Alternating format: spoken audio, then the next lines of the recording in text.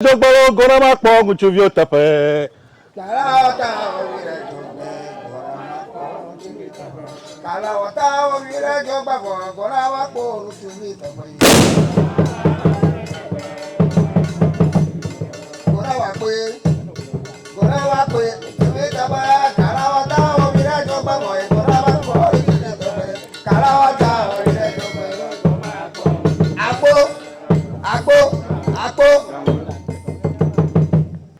Yemo ya shakpa ngonglo jai.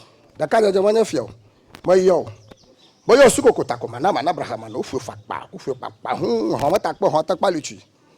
Boyo shakbo sogbo tuonu wekli. Yemo yo dalachi achi fram. Boyo togbi ya daladate. Yemo yo togbi bojo. Boyo togbi zomolo. Abenye bulaka sogbo viote. Yemo yo togbi kachawi dala kachawi. Yema yo togbi junyo. Mayo togbi akpalu. Mayo togbi hanyera. Mayo watafa kata. Togbi yo mama o mayomi. Ndokuchu ya. Nukata mayomi ro. Mayomi ya. Ya mayomi ra kujiyo. Ya mayomi ra dojo. Dagbaragba. Akwiragba. Je mayomi ro. Miya togbi yo mi no nyivayi. Ye miya we wofu. Zon klauma, achi klauma. No chioma, chi doma yodo. Afi tuju ya oya ba fata. Ala ba gba mi la fia.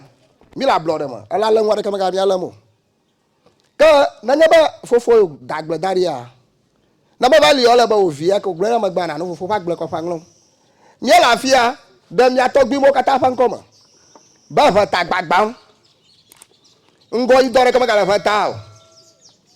Mia po mo ho kali chobla ma ngolika o mo ko kali bata sinagba gota ma chio mia de mala fama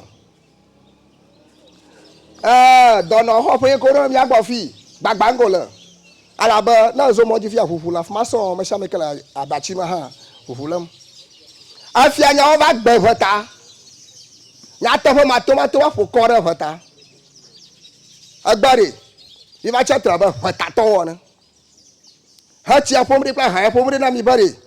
Ava jota nyama aha achi fogale na mi aha foka na mi.